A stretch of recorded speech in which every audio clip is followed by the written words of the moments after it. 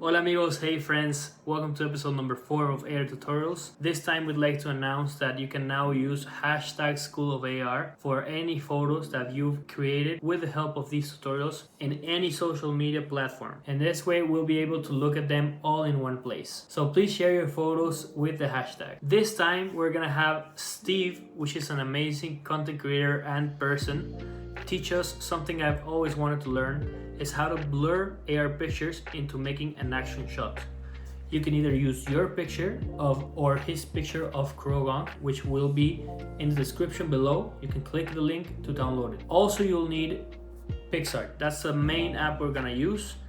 Lightroom and Snapseed are optional. And if you're an iOS user and would like to pay for the app, you can use the paid version of Photofox. This paid version is just optional. It makes everything easier, but you can do everything that Photofox does for free using the 3 apps I showed you before. So without further ado, I hope you enjoy. Welcome back, everyone. How's everybody doing today? Today I am joined with another wonderful 5-person panel. We will be going over the topic of using the blur or getting a blur effect, blur motion effect on your Pokemon pictures by using PicsArt, and we'll be doing a little touch up afterwards with Snapseed and Lightroom. And at the end, we'll be doing a little overview of how to do this on Photofox, the paid version on iOS, if you have that. Today, I'm joined left of me by Tuula The Cat. On the right, our leader today, Steve, Pokemon LDN AR. Across the bottom, left to right, we got Johnny, Bejemannen, and Ash Ketzchup, as always. How y'all doing today? Good? Doing good. Good, yeah. All right. Yes. Well then, Steve, how about you kick us off, share your screen, and we'll dive right in. Cool. So the first thing you want to do is you want to load in PicsArt and choose your photo. So my photo is running Toxicroak. If you are watching at home, you want to be using this effect either at Pokemon that's running towards the screen, either straight to the front as though you're looking at it, or a diagonal. You can do it running away, or you could also use this effect to simulate a roar or a scream or something like that. So the first thing you want to do, the blur effect itself is dead easy to do. So we just click on the bottom 1, 2, 3 across on the right is FX or effects. So we just click into effects. You'll scroll along until you see blur. So once we've found blur, we want to click on focal zoom, which is this one here that I've just selected. And you'll notice it's already got a preset to it, so it will already blur the picture. And now you've got a little circle with a target on it, so you can move that around and that will change the focus for the picture itself. So ideally you want to focus on the Pokemon that's in motion. So I normally just put that on the face or at the center of the face of the Pokemon that we're using. Once we decided where we're going to place that target, we click the focal zoom again just to bring up the sub menu, and you can play around with it as much as you want and just get the effect that you want for the photo. But to begin with, I take everything all the way down and I'll just play with the blur to begin with, taking it all the way up and all the way down until I found something that I like. And I'll normally settle around about a 30 to a 40, so go 35 here.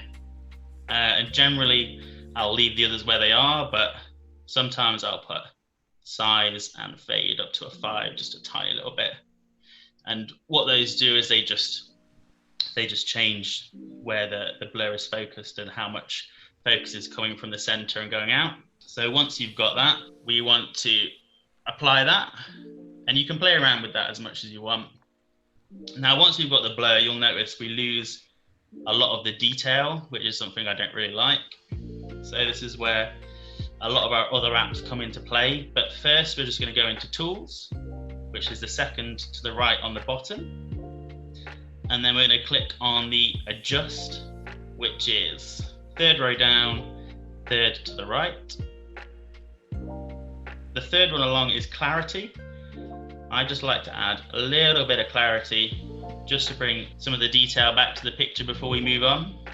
And again, you can play with it and bring back as much detail as you want. You don't really need to bring back too much detail, just a little bit.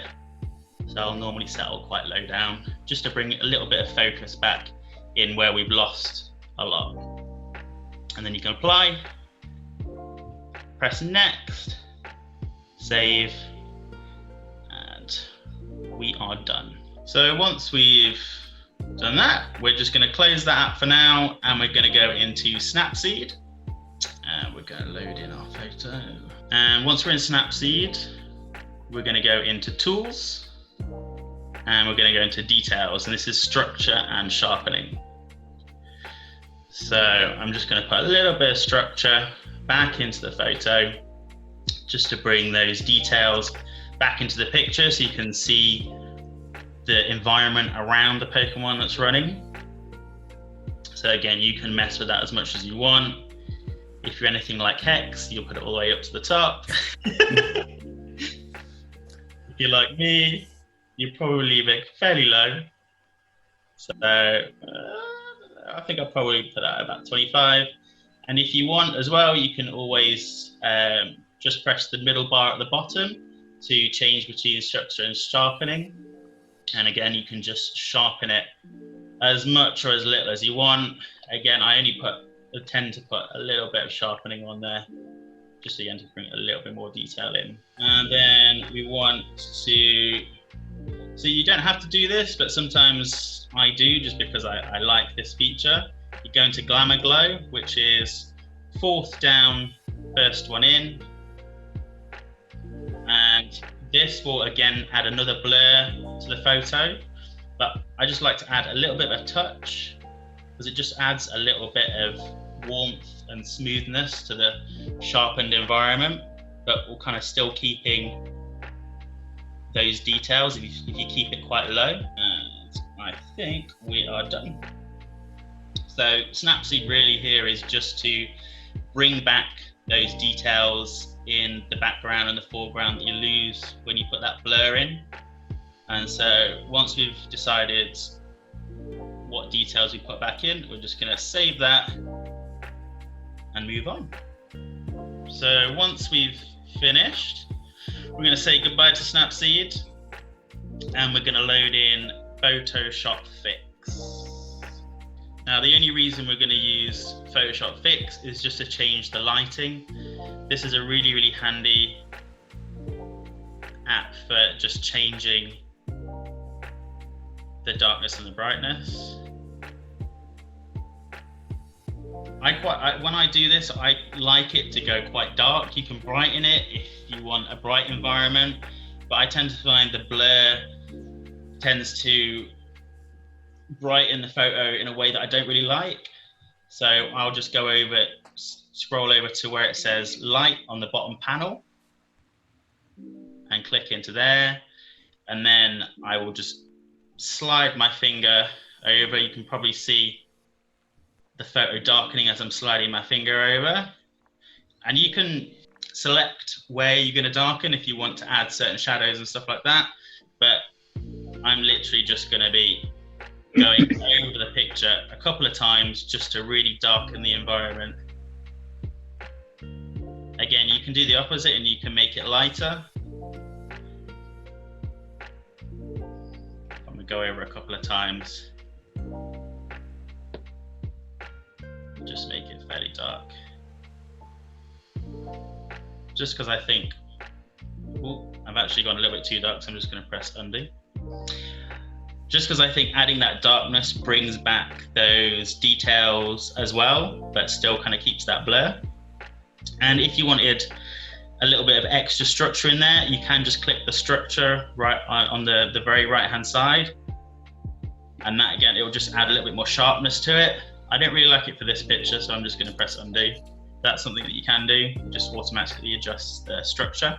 If, for example, I wanted to change any of the coloring, I could use the color icon and then go into saturate or desaturate. Again, just go over the picture to bring out more color, to really, really saturate that photo, and go desaturate mode and just take everything away from it. And you can just keep going over as many times as you want to get as much of the effect as you want. And you've got defocus if you want to blur out some of the background a little bit more. Or you've got smooth if you want to smoothen the Pokemon itself or any of its surroundings. And once we've got that, that's literally all I'm going to be using Photoshop Fix for on this one. So I'm just going to be saving it and saying goodbye.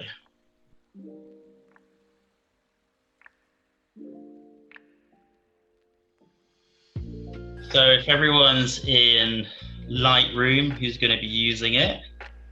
Yes, I will. What I tend to do here is so what Photoshop Fix tends to do is by darkening the picture, it also saturates it quite a lot. So I'm just going to go into color and I'm going to click in the top right. There is a little circular kind of rainbow called Mix. So I'm just going to click on that, and that's going to be able to pick out colors to saturate, desaturate, add or take away hue and luminance. So I'm just going to be focusing on Toxicroak because he's a little bit saturated for me. So I'm going to go on blue. I'm going to take that saturation down just to make him look like he should be there in the environment. And then I'm going to go on red for his claws and his little puffy throat. Take that down a little bit as well. I'm actually going to put some more blue on there. And then what I tend to do as well is I always tend to just saturate the green a little bit more. If I've got greenery in there. I don't know why, I just think it tends to make the Pokemon fit a little bit more if the Pokemon's slightly less saturated and the surroundings are slightly more, but it's different on every picture. And then once I'm happy, I'm just going to click on done, and that'll take me back to the main part of Lightroom. And then if I want, you can play around in the light category. You can go mess around with all the exposure, contrast, highlights, shadows. You can kind of bring those up and down to get the kind of feel you want, whether it's a darker photo or a lighter photo. And then if you want to add any effects or details, you've got texture, which will basically structure it a little bit more. Dehaze just adds a little bit of total saturation to everything. And then if you want to sharpen it, just go into details, you can sharpen it a little bit more. And if you want to reduce any color noise or any general noise, you can do that as well in here. But again, Ash goes through that quite well in his AR tutorial. And then once you're happy with what you've got, just save it. And then at this point, I just tend to have a little look at the picture and decide whether I've got a little bit of, whether I've taken the blur away a little bit too much. So I'm looking at my Toxicroak now, and his hands are quite zoomed, his legs are quite zoomed, so he just looks like he's in motion, and his environment looks the same, but it's still kind of got a feel of static about it. So what I'm going to do is I'm just going to go back into PixArt, and with my finished photo, I'm just going to add one more round of blur.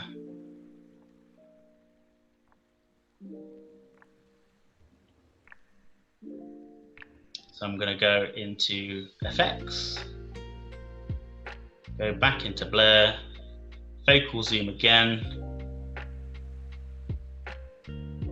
and then generally I'll leave it where it is because I quite like the default settings. where they are at this point. Sometimes I will just slide them down a little bit and put a little bit more fade. There we go, I feel like he's a little bit more in motion now. It really helps to get a second blur, I think. Yeah, because I think once you put the first blur on, you get that motion, but you lose a lot of the color and a lot of the structure. But once you've put all of that back in, you lose what you wanted out of the blur. So just putting that back on top of it again, I think just really sets the blur in on top of that structured environment and just makes it complete. But again, every picture's different.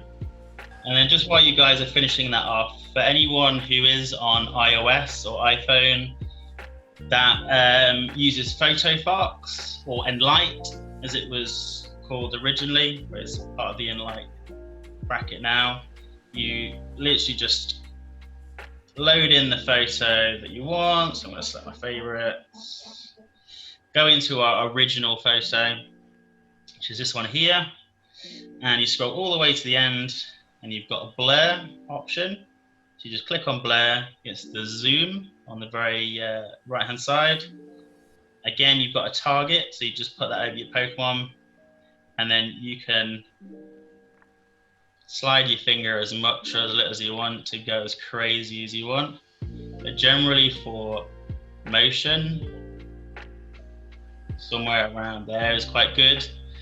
And then whether it be using the Photofox app itself or the apps that we've just used, you can then get the same effect. Although I don't tend to find you need to add a second blur onto this.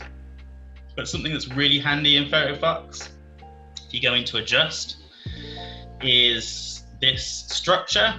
So on your screen, it's second from, well, 1, 2, 3, 4, 5 on the right, structure. If you click into there, you can bring a lot of that structure back, and that almost adds to the kind of velocity of how quickly that Pokemon's coming at you or away from you. So once I've got the right structure, generally I'll save it, and then I'll just repeat all of the steps that we did with the other apps to darken it, to desaturate or saturate, etc., etc. Who says money can't get you places? Yeah, it's sad, but it's true. Just pay for Photofox and have an iPhone, because I don't even have that option. Yeah, I mean, it really sucks. It wasn't until I was thinking about doing this I actually realized it was behind a paywall. I'd forgotten that I paid for it. Is Photofox a one-time pay, or is it a subscription? You can do either. You can buy it, I think, for, which is what I did. Interestingly, I bought it after seeing Shadowmon for the first time, one of Ash's Shadowmons. And I don't know if you remember, Ash, but I did a Rayquaza Shadowmon. And I was sat in London Bridge Station trying to edit this shadow of Rayquaza, and it just wasn't going well. And then on Photofox, it said, uh-oh. It said nothing. It said £50. There it is. You froze for a second. You're back. You were gone for a second. What did you say about Photofox? How much did you miss? Just like 10 seconds. But it was a good cliffhanger. You're gonna love watching.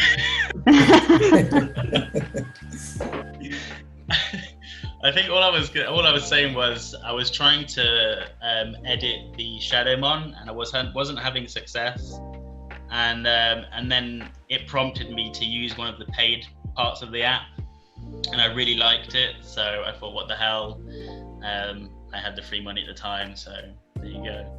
But I think it's like £50, or you can subscribe for like £5 a month or something like that, or you can buy it for like, you can buy a year's subscription for like £15 or something. So, I mean, you can do it free, so there's no reason to pay for it, really. And I'm by no means sponsored by Photofox, so... Nice. But, good to know.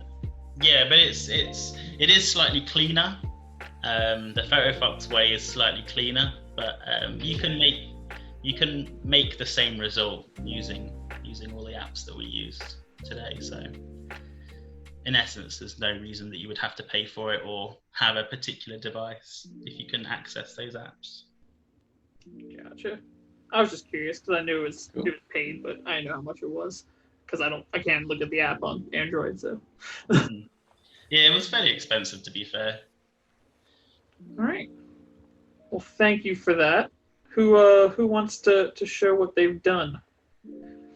Put your perfectionist aside. We all know that these were just quick 15-minute edits, so don't be shy. I'll go first if you want. So my original pictures, I used Shiny Deoxy. This was the first one that I ended up hating that I used. Is kind of a forward punch that I was going for. This ended up being the picture I think I used though. And then I'll show you what happened. There they are. So the punch kind of worked, but I guess, you know, everything's foresights. I mean, obviously now I know I would have taken it differently. I would have rather the fist be more centered in the picture as opposed to down, but that was the best punch. I actually took like, I don't know, 80 of these to get his, because it's an attack animation, so to get like his full out reached punch took a lot of pictures. And that ended up being the best, but it was kind of low, but I figured it would work. But I don't hate it, but I didn't like it, so I decided to use his like movement, and that's more, I feel like this worked better with like the mosaic mirrors I was around. Yeah. It almost looks more like a rush back through like a portal almost or something. All the mosaic mirrors kind of did this cool whooshing back effect. So I feel like that looks way more dynamic. His legs kind of elongated, a little bit around his head. So that will probably be the one that goes up on Instagram. But yeah, it was good. Definitely useful tool for motion, and not too complicated. Like you said, after you get the motion blur in there, you can tinker as little or much as you want. Yeah. I did, obviously, like he said, I would full structure for the bricks in the background, but other than that, a little bit of darkness around it. I didn't change too much. The double blur is key though. You are right. Perfect. Yep. Okay, so I have not been prepared for this, so I decided to re-edit an old pic. So first I'm going to show you that pic, right, this one. Oh, I love that photo. In the original pic, Caterpie isn't there. I've added it. Yeah. And after your tutorial, this is what it looks like now. Nice. Yeah, that looks good. That looks so cute. I'm not sure how it will look if I add a Caterpie. I think it would be nice too. Yeah, I think you'd have to add the Caterpie first and then do the blur. Yeah, because you'd want the Caterpie to be blurred as well. It would definitely look nice, because if the Caterpie's blur, it looked like he's kind of like shrieking away. Like, yeah. Well, I think it's a very nice first draft. Yeah, definitely. To add the blur to this kind of pic. It's an interesting shot since the Zigzagoon's so high. I'd almost want to do like 2 rounds of blurring, but somehow to get the blur on the fern leaf to be going the other way, like because the fern's kind of being blurred down, like it's moving up, when I think in my head you'd want it almost like you're going past it. I don't know if that makes any sense. Yeah, that makes sense. But I don't know how you would do it without, you'd have to like blur, you have to do the whole thing, the blur from the fern perspective and then mask out the blur effect from the Zigzagoon and then blur it from the Zigzagoon perspective and mask out the fern, I think. It'd be a lot. But it's very good. I like it. I like the jumping. Thank you. Yeah, on Pixar, there is, while you're doing that blur effect, there is actually a little eraser tool up in the top right, I think. So you can erase parts of the blur in the photo if you want. Like, Yeah, that's what I did because of the 2 Pokemon. So we're going with the effects and then was it Focal zoom. focal?